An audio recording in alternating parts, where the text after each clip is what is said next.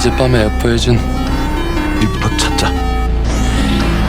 Je me suis complètement effondré. Au commissariat, j'ai appris que ma fille disparue était encore en vie. Quelques minutes plus tard, je suis arrivé au studio de Han Suo. En voyant mon expression, Han Suo a immédiatement compris que la situation était encore plus grave qu'il ne l'imaginait. Même si le téléphone de Min-jae s'est soudainement remis à émettre un signal, aucun de nous ne savait si elle était encore en vie. Maintenant, nous n'avons plus qu'une seule mission, la retrouver avant que quelqu'un d'autre ne la retrouve. Au moment où nous allions partir, le service national du renseignement a encerclé la salle de sport. Le directeur a ordonné à Han Suo de ne pas intervenir. Leur seule cible, c'était moi. Face à des dizaines d'agents d'élite, je n'ai pas dit un mot. J'ai simplement enfilé mes gants tactiques noirs. Han Suo a immédiatement reconnu ce geste. Le légendaire agent, que tout le monde craignait autrefois, était de retour. Le combat a éclaté en un instant. Même après avoir quitté le terrain pendant des années, nous combattions toujours avec une parfaite coordination. Nous avons percé l'encerclement, pris un véhicule tactique camouflé. Peu après, nous sommes arrivés dans un bâtiment abandonné. Quelques voyous ont essayé de m'arrêter, mais je les ai neutralisés sans difficulté. À ce moment-là, j'ai remarqué qu'un porte-clés dépassait de la poche d'un voyou aux cheveux rouges. C'était le porte-clés du téléphone de Min-jae. Au moment où je l'ai vu, j'ai complètement perdu le contrôle. J'ai attrapé ce voyou et je lui ai demandé d'où venait ce téléphone. Mais au lieu d'avoir peur, il a sorti le téléphone et m'a provoqué juste devant moi. À cet instant, ma colère a complètement explosé. Je me suis acharné sur ce voyou jusqu'à ce que Han Suo intervienne pour m'arrêter. Finalement, ce voyou a fini par craquer. Il a juré qu'il n'avait pas volé le téléphone. Il a dit qu'il l'avait acheté à un sans-abri la veille au soir. J'ai immédiatement déverrouillé le téléphone. Il n'y avait que deux contacts. L'un était mon numéro, l'autre était celui de IRI. C'est à ce moment-là que j'ai vraiment compris à quel point ma fille avait vécu dans la solitude. Elle était victime de harcèlement scolaire depuis longtemps, sans avoir une seule personne sur qui compter. Au moment où nous allions nous rendre à la station H pour poursuivre notre enquête, un autre groupe d'ennemis nous a barré la route. Le tueur le plus redoutable de Corée du Nord avait enfin retrouvé notre trace.